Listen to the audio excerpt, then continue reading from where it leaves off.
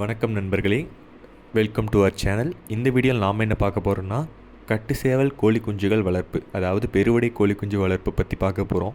ஏன்னா நிறைய பேர் பெருவடை கோழி ப்ரீட் பண்ணுவீங்க, சிக்ஸ் எடுப்பீங்க. பட் ஆனால் அவங்க கோழி குஞ்சு ரொம்ப பொறுமையாக வளரும்.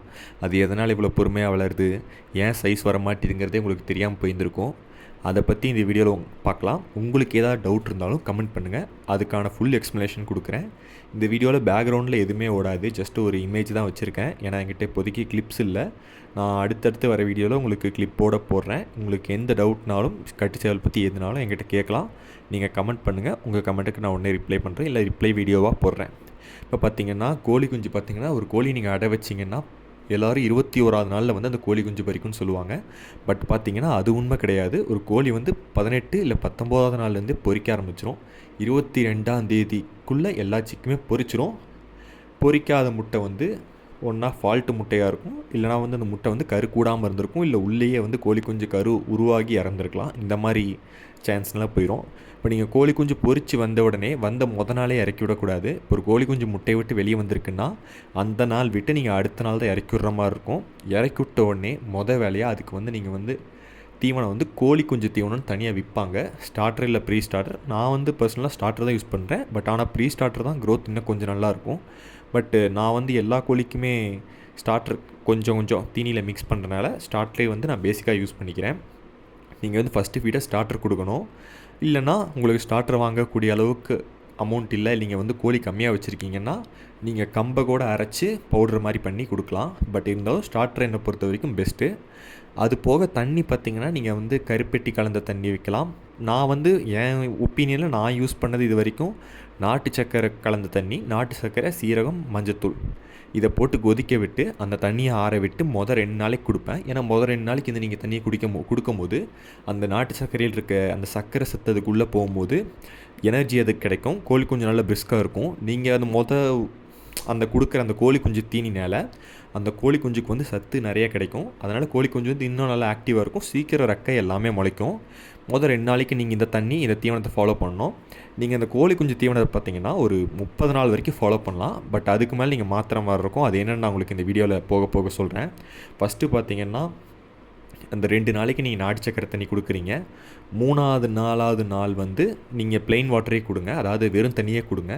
5ஆவது நாள் நீங்கள் டெட்ராசைக்ளின் கொஞ்சோண்டு கலந்து தண்ணியில் வைக்கணும். அதில் குறிப்பிட்ட அளவு கொடுத்துருப்பாங்க, அந்தளவு நீங்கள் கலந்து வைக்கிற மாதிரி இருக்கும். அதிகமாகவும் கலந்துடக்கூடாது, கம்மியாக கலந்தால் பிரச்சனை இல்லை. பட் அதிகமாக கலந்துடாதீங்க, ஏன்னா அது இங்கிலீஷ் மெடிசன். நீங்கள் எந்த வெட்டினரி மெடிக்கல் ஷாப்பில் கேட்டாலும் உங்களுக்கு கிடைக்கும். பவுடராக இருக்கும், எல்லோ கலரில் இருக்கும் பார்க்க. அதை மட்டும் பார்த்து வாங்கிக்கோங்க. அதை 5th டே கொடுங்க, அதாவது 5ஆவது நாள் அந்த பவுடரை கலந்து கொடுங்க. அந்த பவுடரை பார்த்திங்கன்னா நீங்கள் ரெகுலராக கலந்து கொடுக்கக்கூடாது. அந்த பவுடர் நீங்கள் வாரத்துக்கு ஒருக்காக தான் கலந்து கொடுக்குற மாதிரி இருக்கும். அதையே நம்ம கலந்து கொடுக்குறோங்கிறத பற்றி இன்னொரு வீடியோவில் நான் உங்களுக்கு சொல்கிறேன். பட் ஜென்ரலாக பார்த்தீங்கன்னா அந்த டெட்ராசைக்ளின் கலந்து கொடுக்கறனால உங்கள் கோழியோட இம்யூன் சிஸ்டம் பூஸ்ட் ஆகும், அவ்வளோ சீக்கிரம் நோய் வராது. இப்போ நீங்கள் 5ஆவது நாள் அதை கலந்து கொடுத்துட்றீங்க. 6ஆவது நாள் ப்ளெயின் வாட்டரே வைங்க, அதாவது பச்சை தண்ணியே வைங்க. 7ஆவது நாள் பார்த்தீங்கன்னா நீங்கள் கோழி குஞ்சுக்கு மறக்காமல் லசோட்டா விடணும். ஏன்னா லசோட்டா விட்டால் தான் உங்களுக்கு வெள்ளை கழிச்சல் நோய் வராது. நீங்கள் அந்த லசோட்டா 7ஆவது நாள் விட்டுட்டிங்கனாலே அதிகபட்சம் எந்த நோயுமே உங்கள் கோழிக்கு வராது, அம்மை நோயை தவிர. ஏன்னா அம்மை நோய் நம்மளால் அதை கண்ட்ரோல் பண்ண முடியாது. வந்ததுக்கப்புறம் நம்ம க்யூர் பண்ணுற மாதிரி இருக்கும். அதுக்கான பெஸ்ட்டு ரெமெடி பார்த்திங்கன்னா, நீங்கள் முன்னாடியே உங்கள் தாய் விடைக்கெல்லாம் அம்மைக்கான தடுப்பு மருந்து போட்டிருந்தீங்கன்னா உங்கள் கோழி குஞ்சுக்கு அம்மை வராது. ஏன்னா உங்கள் தாய் கோழிக்கிட்ட இருந்து தான் அம்மை கோழி குஞ்சுக்கு வரும். அதாவது முட்டையில் வருமா அப்படி கிடையாது, கோழியோட உடம்புல அது உருவாகி இருக்கும். பட் அதை கோழியை பாதிக்காது. ஏன்னா பெரிய கோழிகளுக்கு அம்மை வராது. அந்த அந்த வைரஸ் சின்ன கோழிக்கு வரும்போது சின்ன கோழி குஞ்சு உங்களுக்கு பாதிக்கப்படும். இந்த அம்மை வந்துச்சுன்னா கோழி குஞ்சு வளர்ச்சி விகிதம் கம்மியாகிடும். நீங்கள் அதுக்கப்புறம் ரொம்ப கஷ்டப்பட்டு தான் அதை வளர்த்துற மாதிரி இருக்கும். 7ஆவது நாள் நீங்கள் லசோட்டா கொடுத்துட்றீங்க. அதுக்கப்புறம் பார்த்திங்கன்னா நான் வேறு எந்த ஆங்கில மருந்துகளும் பயன்படுத்துறதில்ல. 7ஆவது நாளுக்கு அப்புறம் பார்த்தீங்கன்னா நீங்கள் லிவர் டானிக் கலந்து தண்ணியில் கொடுக்கலாம். வாரத்தில் 1 நாள் லிவர் டானிக் தண்ணியில் கலந்து கொடுங்க. 1 நாள் விமரால் மல்டிவிட்டமின் டானிக் இருக்கும், நீங்கள் அதை தண்ணியில் கலந்து கொடுக்கலாம். 1 மாதத்துக்கு இதை நீங்கள் ஃபாலோ பண்ணிட்டு வந்தீங்கனாலே உங்களுக்கு நல்ல க்ரோத் நீங்கள் பார்க்க முடியும்.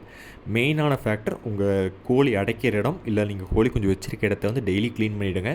க்ளீன் பண்ணாமல் விட்டிங்கனாலும் நோய் வரும். நீங்கள் டெய்லியும் அதே மாதிரி ஒரு அரை மணி நேரமாவது உங்கள் கோழி குஞ்சோட டைம் ஸ்பெண்ட் பண்ணணும். அப்போ தான் உங்களுக்கு வந்து அதுக்கு என்ன நோய் இருக்குது, அதுக்கு என்ன தேவை எல்லாமே உங்களுக்கு தெரியும். ஒரு மாதம் நீங்கள் இதை ஃபாலோ பண்ணதுக்கப்புறம் 1 மாதத்துலேயே இது நல்ல சைஸ் வந்துடும், உங்களுக்கு பார்த்தீங்கனாலே தெரியும். அதுக்கப்புறம் நீங்கள் வந்து அதை வெளியே நீக்கி விட்டுறலாம். வெளியே நீக்கி விட்டிங்கனாலும் காலையில் ஒரு வேளை கோழி தீவனம், மதியம் சாயங்காலம் நீங்கள் வந்து எப்பவும் போல் கோழி கொடுக்குற அரிசி கம்பு கொடுத்தீங்கனாலே போதும், உங்களுக்கு நல்ல க்ரோத் வரும். நான் சொன்னேன்ல, முதல்ல சொன்ன அந்த விமரால் லிவர் டானிக் வாரத்தில் ஒரு நாள் வச்சுருங்க. அது மாதம் ஒரு முறை குடற்புழு நீக்க மருந்து நீங்கள் கொடுத்து அந்த வயிற்றில் இருக்க புழுவை மட்டும் நீங்கள் எடுத்துட்டிங்கனாலே உங்கள் கோழி வந்து நல்லா வளரும். நீங்கள் இதை ட்ரை பண்ணி பாருங்கள். ட்ரை பண்ணி பார்த்துட்டு உங்கள் கருத்து என்னன்னு நீங்கள் கமெண்ட்டில் போடுங்க. உங்களுக்கு மேலும் ஏதாவது வீடியோ வேணுனாலும், எதை பற்றி தெரிஞ்சுக்கணும்னாலும் நீங்கள் வந்து கேளுங்க. வீடியோ கொஞ்சம் நல்லா இருக்குமான்னு எனக்கு தெரியல, ஏன்னா இதுதான் என் முறை நான் வந்து யூடியூப்பில் வந்து வீடியோ போடுறது. ஸோ அந்தளவு என்னால் வந்து கரெக்டாக சொல்ல முடியல. பட் நான் சொன்ன பாயிண்டெல்லாம் ஃபாலோ பண்ணி பாருங்கள், எல்லாமே உங்களுக்கு சக்ஸஸ் கொடுக்கும். ஏன்னா என் பண்ணையில் நான் இதை தான் ஃபாலோ பண்ணுறேன். அடுத்து உங்களுக்கு என்னென்ன வீடியோ வேணாலும் கேளுங்க. லைனேஜ் பற்றி, லைனேஜ் எப்படி க்ரியேட் பண்ணுறது, சேவலை எப்படி ரெடி பண்ணுறது, பட்டா எப்படி தயார் பண்ணுறது, வெடைக்கோழி எப்படி தேர்ந்தெடுத்து கோழிக்கு போடுறது, சேவல் எப்படி சூஸ் பண்ணி ப்ரீட் பண்ணுறது, ப்ரீடிங் மெத்தட்ஸ், இதை பற்றிலாம் நீங்கள் கேட்டிங்கனாலும் உங்களுக்கு நான் அடுத்தடுத்து வீடியோ போடுறேன். தேங்க்ஸ் ஃபார் வாட்சிங்.